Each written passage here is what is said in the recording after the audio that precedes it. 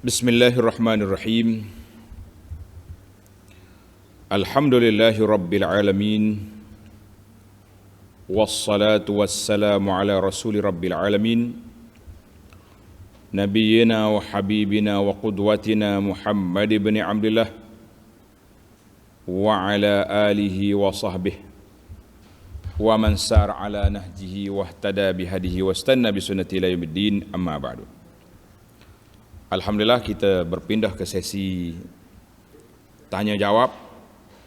Sesi tanya jawab pada pagi Sabtu 15 Januari 2022 bersamaan dengan 12 Jumadah Tsaniyah 1443. Ini merupakan siri yang ke-58. Tanya jawab kita ini sudah masuk ke siri 58. Ada satu soalan, dia kata biasanya kita dengar salah satu daripada nama Allah Ar-Rashid, kan? Ar-Rashid, As-Sabur, As-Syakur. Tapi saya terbaca ada makalah mengatakan Ar-Rashid tidak termasuk dalam Asma'ul Husna.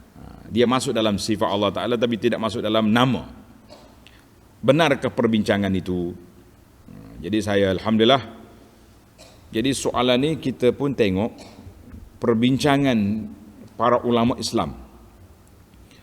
Rupanya memang ada khilaf ulama. Khilaf ulama. Dia kata Ar-Rashid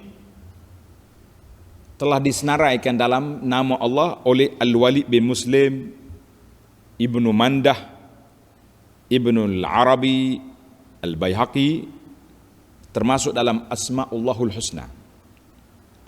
Tapi ramai juga ulama mengatakan bukan, tidak termasuk. Lam yari, sebab apa dia kata lam yari fil Quran? Tak ada dalam Quran nama tersebut. Yang adanya Al-Mursyid walaysa Ar-Rashid. Sebagaimana dalam ayat surah Al-Kahfi, wa tarasyamsa terakhir. Waliyan mursyida. Surah Al-Kahfi itu. Wa tarasyamsa idza tala'at tazawur, sampai kepada ayat waliyan wa man yudlillah man yahdillah fawal muhtadi wa man yudlil falan tajid lahu waliyan mursyida. Maka dikata oleh kerana tidak ada dalam Quran wala fi sunnati sahihah. Sedangkan nama Allah Taala itu tauqifiyah. Jadi mana apa yang saudara baca itu memang ada perbincangan ulama. Jadi ada beberapa nama yang saya sebut tadi, senarai dia termasuk dalam Asma'ul Husna, ada yang kata tidak termasuk. Wallahu alam. Itu perbahasan ringkas lah. Kalau nak panjang kita kena pergi kepada perbincangan tentang Asma'ul Husna. Soalan yang kedua, adakah hadis Rasulullah makan bali? Makan bali. Ni dia panggil penjual makanan sunnah ni. Nak makan bali pula kita. Adakah hadis Nabi kita makan bali? Jawabnya banyak sekali, bukan sikit. Sebab bali itu bahasa kita guna. Tapi dalam bahasa Arab dipanggil syair. Syair. Kan dalam hadis banyak Nabi sebut hadis zakatul fitri. Farada Rasulullah sallallahu alaihi wasallam zakatul fitri minal burri wasyair. Dan disebut syair itu masuk dalam makanan dia, masuk dalam makanan. Dan kalau kita baca dalam kitab Syama'ilun Nabi sallallahu alaihi wasallam, tuan-tuan boleh tengok dalam rakaman. Saya dah baca di sini 20 siri kuliah. Kita baca full kitab Syama'ilun Nabi, iaitulah sifat-sifat Nabi, kejadiannya dan akhlak dia. Ada 20 siri kuliah. Tengok dalam bab makanan Nabi sallallahu alaihi wasallam, memang ada.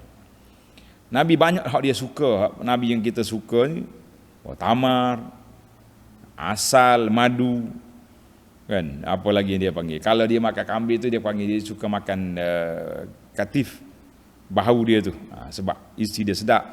Contohnya, jadi termasuk juga Nabi kita makan khubzus syair, roti yang dibuat daripada syair ataupun daripada bur. Itu termasuk dalam makanan. Cuma yang orang fokus hari ni dalam masalah syair ni, ada satu makanan nama dia talbinah. Ada kawan-kawan kita duk jual makanan talbinah ni. Saya tak jual. Tapi pernah lah diberi orang panggil test oleh kawan-kawan kita ni. Talbinah ni bagus kalau kita adalah kelebihan dia tu untuk kesihatan dan sebagainya. Soalan yang ketiga.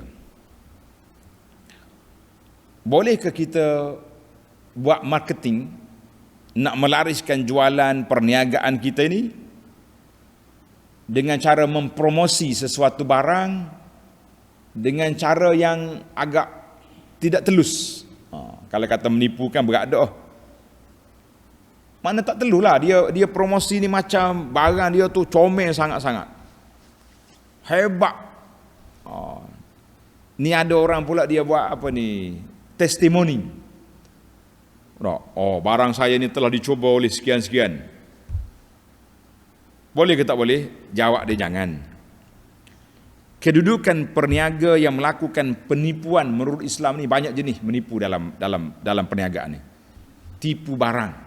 Kita kata barang kita ni ori, tak ori, tipu. Kita kata barang kita ni memang kualiti bagus, sebenarnya tak bagus, tipu. Dalam sukatan dan timbangan yang tak sama, tipu. Dalam kita duduk iklan ni, macamlah barang kita ni hebat sangat. Kita panggil pula orang buat testimoni, cik, buat video, buat apa ni, apa yang kamu pandang, apa yang kamu rasa dengan produk kita ni. Hebat, walau dia makan 2 botol ya, free, hebat. Jadi itu semua tu, maka dia kata itu marketing. Hukumnya harus nak buat testimoni, harus, tapi dengan syarat bebas daripada perkara yang haram. Kalau kita tipu, dia ayahnya lebih, barangnya tak betul, maka dia termasuk dalam waman ghasyana falaysa minna. Ini hadis je lah, Nabi kata siapa dia tipu, itu bukan daripada ajaranku. Man ghasyana. Jadi termasuk dalam tipu apa saja pun. Ni geng-geng testimoni ni masalah. Dia buat testimoni nak suruh orang, ataupun kadang-kadang yang duk like banyak tu, budak-budak dia upahan, mulai like sampai 1000 orang like barang ni. Ni kita nak beli di alam maya ni kan, biasanya orang tengok rating, dia tengok berapa bintang dapat. Jadi kadang-kadang bintang itu bukan pembeli yang letak. Ni geng-geng ni. Dalam Islam dia panggil najas. Bai'un najas. An-najas ni termasuk dalam perbuatan dosa haram sebab kita pergi tipu orang. Jangan main. Pergi tipu orang. Orang tengok, hebat ni, ramai orang bagi bintang tinggi. Orang like peramai, tapi rupa-rupanya tipu. Kita kata itu perbuatan haram. Jangan main. Kita nak jadi testimoni pun jangan. Saya pernah diberi, Ustaz, saya nak hantar ni produk kita ni. Ustaz test dulu Kalau rasa lutut tu tahan, bagi tahu kita. Boleh buat video setengah minit, tak apa dah. Kita kata takkanlah dengan sekotak ubat awak bagi. Saya kena buat video walaupun harga RM200. Kalau nak suruh saya buat video, saya takkan buat. Kecuali memang sungguh-sungguh. Kita buatlah. Tanda syukur. Dalam ayat kita belajar tadi pun syukur tu kena ada. Satu lagi yang saya tak selesa, penjual-penjual ni, bila bagi nasi ke kita ke, bagi makanan ke, ambil gambar prank besar masuk dalam Facebook dia. Tengok ustaz pun dah makan nasi aku. Tak bagus. Kalau nak bagi kita makan, bagi je lah. Tapi kalau nak jadikan kita tu bahan tayangan, tidak elok lah. Tidak elok. Kecuali ustaz tu sendiri tersengih-sengih nak jadi model lah, tu lain. Tapi saya tak suka macam tu. Dia panggil jadi duta produk, tak mahu kita. Baik, soalan yang keempat, soalan tentang akikah. Akikah dia kata, kami dah buat anak laki-laki, bayi laki-laki. Sunnahnya kalau kita ada kemampuan, kita akikah 2 ekor kan. Walil ghulam syat kan. Sebagaimana dalam hadis, bagi anak laki-laki itu 2 ekor. Tapi kita ada seekor je dulu. Alhamdulillah, lepas tahun dapat rezeki. Tak kira lah daripada duit apa pun, rezeki kita dapat. Boleh tak saya nak sambung seekor lagi? Naam. InsyaAllah masih lagi dapat sunnah 2 ekor itu. Ini kita kata yang tunai, yang ni qada. Yang tu tunai, yang ni qada. Jadi tak apalah, boleh. Sebab hadis Nabi SAW dalam hadis riwayat Abu Daud, man wulida lahu walad, siapa-siapa yang dapat anak.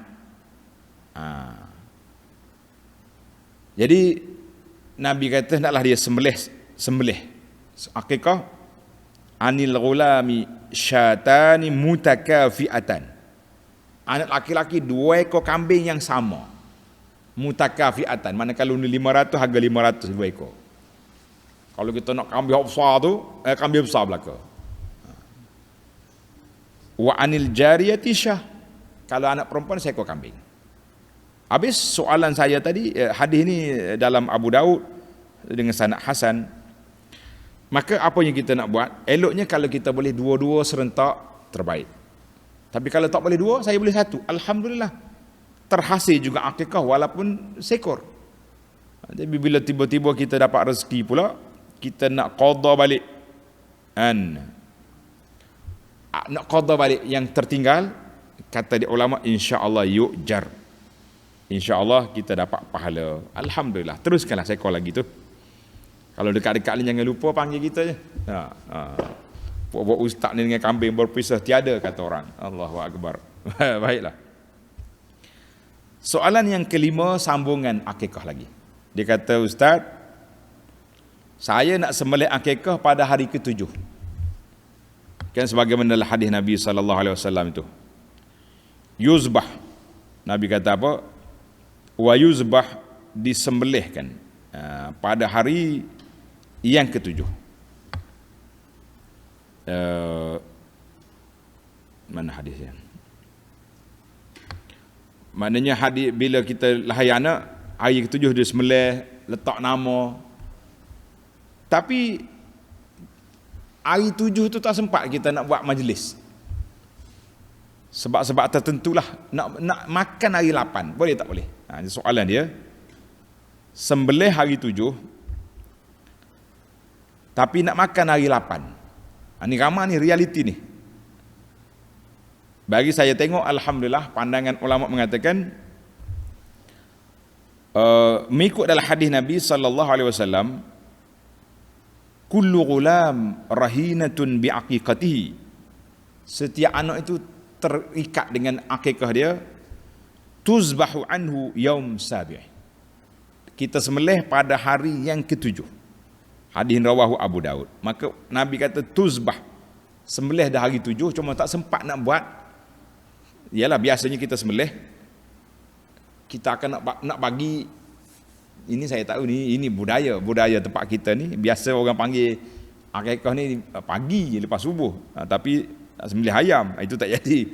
Jadi kita kata di ulama, al-amru fi sa'ah wa fayakun al-amru fi syai'un minas sa'ah, mana ada kelonggaran lah, insya-Allah. Sebab kita dah sembelih, cuma tak sempat nak buat makanan pada hari tu. Tapi ada juga orang tanya, ustaz, kalau macam tu saya sembelih hari 7, letak dalam freezer, dalam peti, tunggu raya Cina esok baru nak makan lah. Itu terlalu jauh. Yang ni memang dia nak yaum sabi'i, nak buat hari 7 tapi tak sempat, ada masyakkah, jadi dia tunda kepada hari 8. Ulama kata boleh. Kalau tak sempat juga hari 7, kita sembelih je hari 7, sebab dia nak ganda. Tak sempat hari 7, hari 14. Tapi jangan ada kait dengan hari perayaan awal kafir lain, tak usahlah. Kalau setakat itu, insya-Allah kita kata masih lagi dalam skop beramal dengan sunnah Nabi SAW. Soalan yang ke-6, sahkah solat perempuan yang memakai sarung tangan yang menutup sebahagian tapak tangan? Maknanya panggil sarung tangan lah senang, kufazain, sarung tangan ni. Ataupun dia pakai stongan tutup sini, buka sini. Boleh tak boleh? Soalan ni rasa dah berulang, tapi biarlah, dah dia tanya, kita jawab balik. Mudah-mudahan ada faedahnya. Sebenarnya kita nak tengok kepada masalah ini. Masalah fi wujubi kashfil yadaini. Wajibkah kita kena buka 2 tangan? kena tangan terbuka sebagaimana dahi kena buka dalam solat. Qala al-Imam an-Nawawi rahimahullah taala fil Majmu', dia kata fi wujubi kashfil yadaini qaulan. Yang kata kena buka tangan tu macam dahi juga tu ada dua pandangan ulama dalam mazhab Syafi'i. Sebab itulah penanya ni pening, mula jadi dia dengar ceramah tak habis, ataupun orang potong video tak cukup. Dia kata ada ulama Syafi'i kata tangan kena buka. Itu pandangan, satu pandangan. Nawawi kata was-sahih as-sahih annahu la yajib. Pendapat yang sahihnya tidak wajib. Maknanya kalau kita pakai sarung tangan pun macam zaman-zaman Covid ni kan semua orang pakai sarung tangan belaka, laki-laki perempuan pakailah, tak ada jadi masalah. La yajib wa huwa al-mawsuf fi ammati kutub Syafi'i kama dzakara musannif wa tsani. Ada juga pandangan yang kedua. Sebab tu ada timbul khilaf tu. Yajibu kashf. Wajib juga kita kena buka walaupun sedikit daripada tangan kita ni, kena ada juga atas lantai. Tapi kita ambil yang sahih ajalah. Ambil yang sahih aja. Tidak apa? Tidak wajib. Jadi tuan-tuan dan puan-puan yang pakai sarung tangan tak boleh buka dalam solat kita, teruskan. Boleh ya kita solat. Alhamdulillah. Khilaf tu khilaf lah. Tapi dah kita kata dah as-sahih dah tak kena. Imam Nawawi kata selesailah kita. Alhamdulillah. Baik.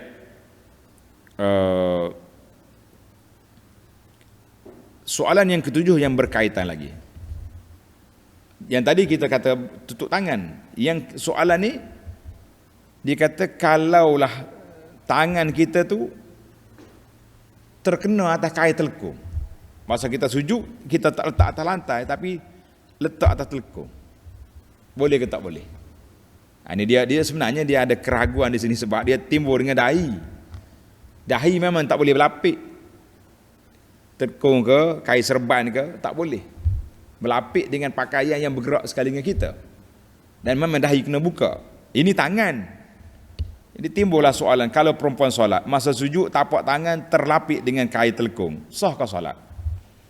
Jawabnya, alhamdulillah tidak menjadi halangan, sebagaimana dalam tadi. Dalam kitab Al-Mu'tamad fil Fiqh Syafi'i, dia kata tidak diwajibkan bersentuhan sejadah atau tempat sujud dengan tapak tangan. Namun begitu, tadi yang kita bincang tadi, maka kita mengatakan tidak jadi masalah lah. Perkara ini pun sama juga. Kalau kita tangan kita terlapik atas kain telekung kita, lah haraja. Kita tak pakai sarung tangan. Yang tadi pakai sarung tangan, itu perbezaan dia. Dia kata tidak boleh. Tapi eloknya kalau boleh tak lapik lebih baik. Cuma kalau terlapik itu tidak jadi masalah. InsyaAllah. Jangan kita keliru di antara tangan dengan dahi. Sebab tu orang laki-laki, orang perempuan wajib lah dia kena tutup dia punya kaki dia. Kan? Kalau dia pakai stocking tak ada masalah.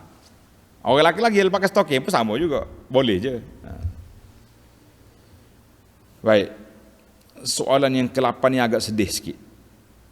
Dia kata soalan yang berkaitan dengan keluarga. Saya kalau orang tanya soalan yang berkaitan dengan keluarga ni, kita rasa orang panggil sedih lah juga dengan masyarakat kita ni. Macam mana kita nak buat? Soalan dia ni, seorang budak perempuan, wanita ni, mak dia kahwin dengan suami baru, dia panggil ayah tiri. Tapi si ayah tiri ni selalu dera budak ni secara mental, bukan fizikal, tak pukul, tapi suka perli. Maknanya kata-kata menyakitkan hati lah, kata-kata yang sangat menyakitkan hati. Na'udzubillah. Sekarang ni budak ni dah besar, dah bekerja dan sudah berkahwin. Tapi si bapak tiri yang mulut laser ni masih lagi duk perli sebab tak bagi duit kat dia. Soalan dia, adakah si suami boleh menghalang isterinya ziarah ibu dan ayah tirinya dan juga tak bagi duit pada dua orang tu? sebab mereka perli daripada budak lagi sampai lepas jadi bini orang masih lagi diperli. Yang pertama sekali, saudara, suami dan juga isterinya, kita mengatakan biarlah atas dunia ni kecil ya. Ujian atas dunia ni kecil. Nabi SAW sebut kepada kita, inna min khiyarikum, di antara orang yang terbaik di kalangan kamu, ahsanukum akhlaqa, orang yang baik akhlak. Orang yang baik akhlak. Hadis ini muttafaqun alaih. Maka kalau kita nak jadi orang baik akhlak, dalam hadis lain banyak lagi hadis saya ringkaskan. Nabi kata apa? Orang yang paling dekat dengan aku di akhirat esok, orang yang paling baik akhlak. Dalam sebuah hadis, saya tak sempat nak cari hadis ni. Hadis sahabat ni mengadu kepada Nabi SAW. Dia kata, ya Rasulullah, syuful hadis. Ya Rasulullah, saya hubungi silaturahim, tapi keluarga saya kenak pada saya. Saya ziarah dia, dia tak ziarah kita. Kita bagi apapun mereka kacau kita. Nabi kata apa? Seolah-olah mereka itu dapat abu panah dalam mulut. Allah Ta'ala akan bantumu selagi kamu ikhlas hubungi silaturahim. Jadi nasihat saya lah kepada saudara dan juga saudari, pasangan suami isteri ini, sabarlah. Pergilah ziarah ibu, walaupun bapa itu bukan bapa awak, sebagai bapa tiri, anggaplah orang tua ni, iyalah, mudah-mudahan dia sedar satu hari nanti, kita doakan. Anggaplah apa yang mereka cakap itu, kata orang, masuk telinga kanan keluar telinga kiri je, jangan dipedulikan. Mudah-mudahan satu hari dia sedar. Dan tapi kalau nak kurangkan, bolehlah, sebab sakit jiwa juga kan. Sebagaimana kata ahli bahasa, kata kalmus sinani angka min kalmul lisan angka min kalmis sinan. Kalmul lisan angka min kalmis sinan.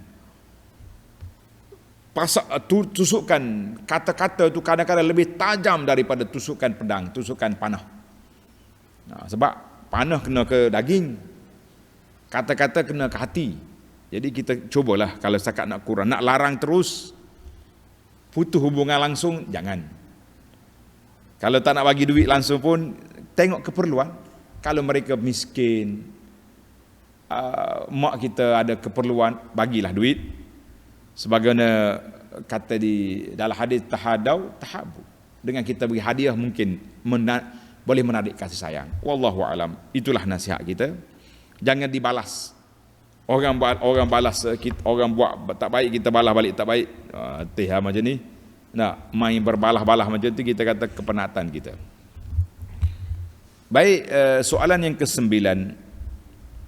Hukum memaparkan gambar waktu muda tak untuk aurat sebagai bahan sejarah, boleh ke tak boleh?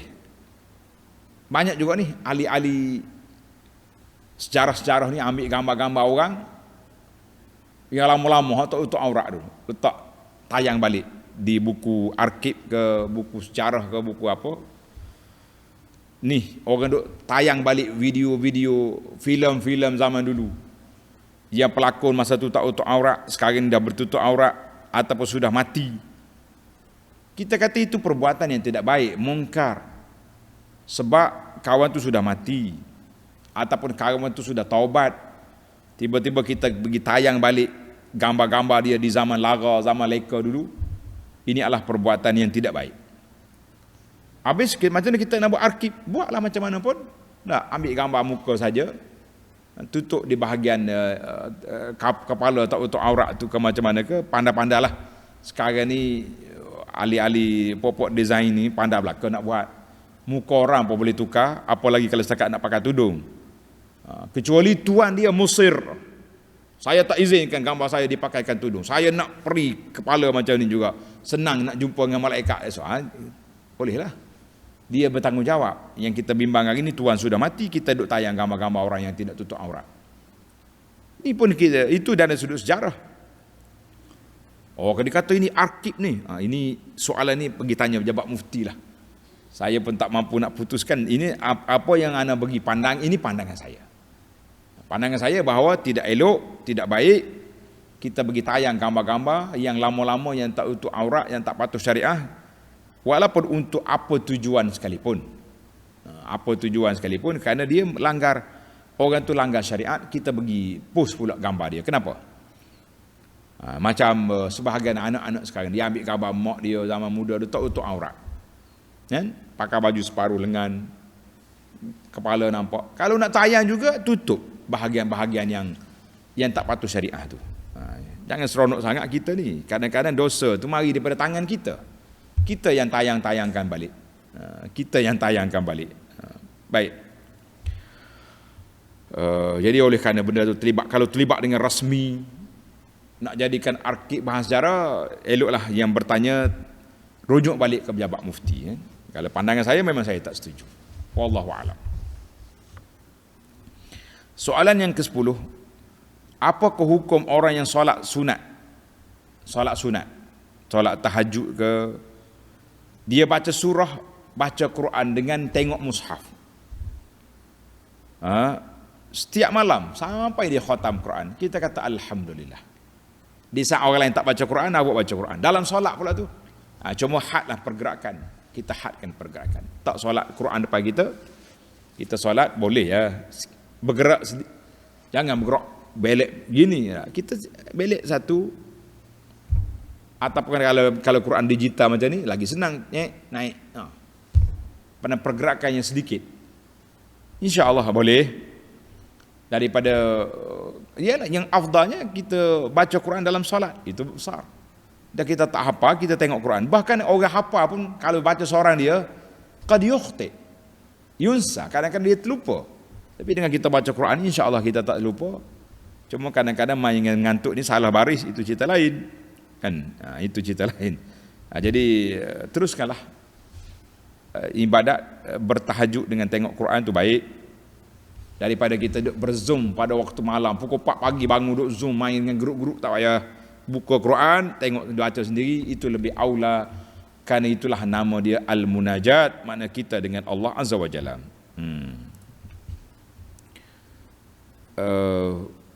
Soalan yang ke-11, minta pandangan Ustaz. Apa rasionalnya reunion? RU, terutama jika kehadirannya bercampur laki-laki dan perempuan. Ada yang suami orang, ada yang isteri orang, ada janda orang, macam-macam ada. Dan datang pula tanpa pasangan. Tak boleh bawa pasangan. Ini semua kerja syaitan nak merusakkan hubungan orang. Naam. Kenapa kasar sikit? Tak kasar, sebab saya baca dah. Cuba tuan tengok dalam surat khabar. Saya tak ingat dalam sinar ke dalam apa. Dia telah buat satu kajian punca-punca keruntuhan berumah tangga, beberapa kes mari daripada reunion. Jadi sekarang ni kita tak boleh marah reunion secara total, tapi kita kena tengok matlamat. Reunion sekolah rendah dulu, jumpa balik, oi you lama nak duduk, saya sekarang ni dah sedih, suami mati, duduk seorang. Akhir sekali jumpa balik kawan. Balik lepas reunion, bini kata lain macam ya. Dulu handphone tak berkunci, sekarang ni sudah handphone berkunci. Suami ini laporan yang kita terima. Maka saya kata reunion bagus, tapi tengok cara kita menggunakannya. Kalau eloknya tak usah duk campur laki-laki perempuan lah. Nak buat yang laki-laki lah sama dia, perempuan sama dia, boleh. Tapi kalau campur, dia akan jumpa balik benda-benda lama, nostalgia. Lebih-lebih lagi kalaulah budak-budak ni pernah bergewer, orang Kelantan kata pernah bergewer waktu muda dulu, kebetulan dia ada masalah rumah tangga, masuklah syaitan masuk. Ni sebenarnya calon awak. Kenapa awak pergi kahwin dengan orang lain yang tak kena calon ni? Jadi syaitan ni di antara kerja besar dia nak meruntuhkan rumah tangga. Sehingga kan bos syaitan kata, siapa dia boleh memisahkan suami isteri hari ni, dialah orang yang paling dekat dengan aku. Orang yang paling dekat dengan aku, orang yang boleh buat ni. Jadi kita kata tengok matlamat. Kalau nak reunion, kerana nak jumpa balik, hubungan balik ukhuwah lama-lama, salah kalau nak buat hubungan reunion, nak hubungan silaturahim, danger. Silaturahim makna ada perkahwinan. nak cari guru balik lah. Kalau kata nak ukhuwah, kita kata boleh. Tapi buat betul-betul lah. Laki-laki sama dia, perempuan sama dia, jangan duk cari pasal. Dia banyak benda-benda ni, syaitan dia masuk melalui nostalgia lah, masuk dengan apa-apa cara. Yang pentingnya para jemaah kita kena berhati-hati. Itulah pandangan saya. Tengok dalam, saya tak ingat yang dalam kajian yang Ustaz Khabar buat, kesan keruntuhan melalui riuh dia ni. Wallahu alam. Soalan yang ke-12, ulasan tentang hadis salatul mar'ati fi baitiha tu. Solat wanita di rumahnya lebih baik daripada solat di lebih afdal. Dalam rumah lebih baik daripada luar rumah. Maknanya bagaimana dengan hadis ni? Hadis riwayat Abu Daud. Adakah soalan saya, adakah pahala berkurang kalau solat di masjid dengan izin suami? Tak ada. Kalau suami izin, suami pula bawa kita pergi masjid, pergi. Dalam hadis Nabi SAW, Nabi kata, la tamna'u ima Allah masajid Allah. Jangan kamu sekat, jangan kamu larang wanita hamba-hamba Allah Ta'ala nak pergi ke rumah Allah. Jangan larang, kecuali dia pergi dengan langgar SOP, dengan berhiasnya, dengan orang panggil nak pergi masjid tapi merah sini. Kan sebut hak lain ni marah orang tak keni lututnya. Apa masjid macam ni? Pergi dengan patuh syariat, elok, molek-molek je, tak ada masalah apa-apa. Jadi kita pergi. Boleh. Cuma hadis yang kata solat di baik rumah, naam, betul, tidak jadi masalah. Nabi sebut kepada orang yang tak keluar rumah. Orang ni tak keluar rumah, tiba-tiba nak pergi keluar rumah kerana nak pergi masjid je. Eloklah kekalkan duduk di rumah. Tapi kita sekarang ni asal perempuan di rumah ke luar rumah? Ni puan-puan semua ni luar rumah. Duk kerja sana, kerja sini, bisnes sana, bisnes sini, tiba-tiba nak pergi masjid cari hadis. Lah, pergi masjid. Boleh lagi. Sehingga akan dikatakan bahawa wanita mengurus rumah lebih baik daripada kerja dakwah. Itu syarat tajuk lain. Tadi suami ajak pergi masjid, awak pergi. Kalau suami izinkan wanita ini berdakwah, pergi mengajar, pergi bantu orang, pergi apa, kita kata elok je, boleh. Tapi jangan sampai as-safar. Ni ada orang cerita wanita ni tinggal keluarga, tinggal anak, tinggal suami sebab nak pergi luar negara untuk bercariti, kita katalah charity, jaga anak, jaga suami di rumah, itu lebih utama. Itu cerita lain lah. Soalan yang ke-13, saya tidak pernah belajar tentang Bismillah 7. Bolehkah Ustaz beri penjelasan mengenainya dan bila perlu diamalkan? Saudara ke saudari yang bertanya kata Alhamdulillah, sebab tak pernah belajar hak ni. Sekarang ni kita ada Bismillah 5, Bismillah 7, sampai 20 Bismillah ada. Baik, saya nak belajar. Ustaz kata kenapa kata Alhamdulillah tak belajar? Sebab tak ada dalam sunnah Nabi. Yang ada dalam sunnahnya Bismillahirrahmanirrahim, Bismillah ketika nak makan, Bismillah kita ketika yang 7, 8, 9, 10 ni tidak warid dalam sunnah Nabi SAW. Bahkan pelik-pelik ni, saya tengok dia punya kelebihan. Kalau siapa Bismillah 7 ni baca, susah mendapat teman, mendapat demam atau susah. Ketika demam kau sakit, baca Bismillah 7 sembuh. Hubungan suami isteri dingin, Bismillah 7 panah balik. Kalau kita nak tinggal rumah, pagar rumah, Bismillah 7. Macam-macam ada ni. Ketika pergi tempat kenduri, nak makan, baca Bismillah 7 ni. Takut orang buat racun ke apa benda ke, mengubati segala jenis. Ini semua tidak warid dari Nabi. Bahkan bila kita baca yang ni, kita tertinggal sunnah Nabi SAW. Nak keluar rumah bukannya pagar dengan 7 ni, kita pagar dengan baca Bismillah, tawakkalna ala Allah. Jadi bila ingat tuan-tuan, sebagaimana kata di para ulama, bila kita tinggal yang sunnah, kita akan buat yang tidak sunnah. Jadi Bismillah 7 tidak ada dalam cara itu, tidak ada dalam sunnah Nabi SAW. Ni kata ulama ada, saya kata biarlah ulama kita biarlah itu. Tapi saya jawab bagi pihak sunnah Nabi tidak ada. Kalau kata tuan tak belajar, tak payah belajar. Soalan yang ke-14 ni berulang banyak kali, tapi oleh kerana dia tanya, kita jawab. Boleh ke makmum tegur imam yang bangun tanpa baca tasyahud awal dengan subhanallah. Tuan-tuan boleh tengok detail dalam video yang lepas. Yang pendek pun ada, yang panjang pun ada. Dia gini, kalau imam bangun kepada rakaat yang ketiga tanpa tasyahud awal, dia sampai ke peringkat mana? Kalau dia bangun nak angkat kepala je, kita tengok dia nak bangun, kita kata subhanallah. Biar dia duduk, boleh. Tapi kalau dia dah bangun berdiri dah, orang Kelantan kata cacar dah duduk, tegak, kita kata subhanallah, la. Nanti dia turun, batal solat. Jangan buat. Sebab tu kita kena, orang yang duduk belakang nak tegur pun kena faham. Kan? Kena faham juga keadaan itu.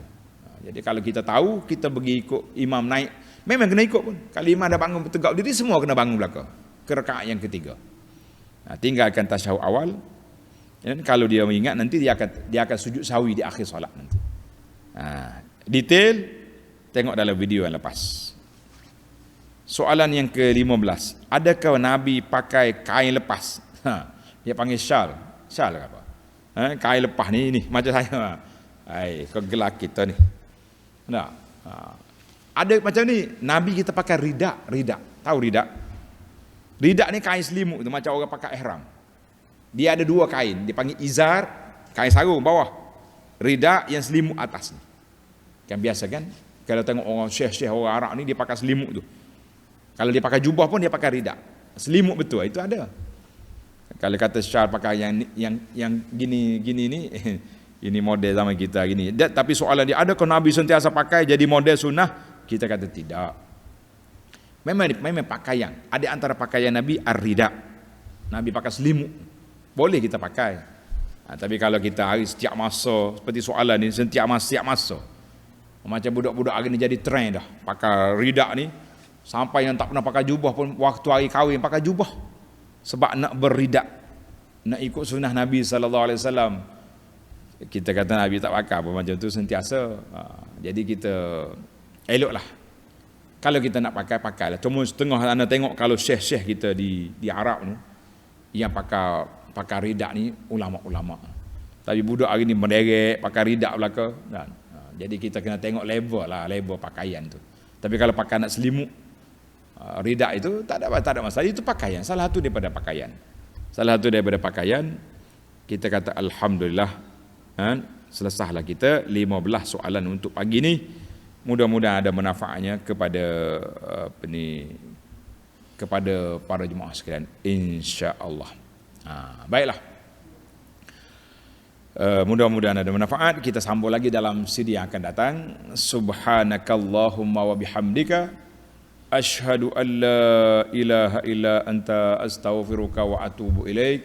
Wa sallallahu ala nabiyyina Muhammad wa ala alihi wa sahbihi ajma'in walhamdulillahi rabbil alamin. Wassalamu alaikum warahmatullahi wabarakatuh.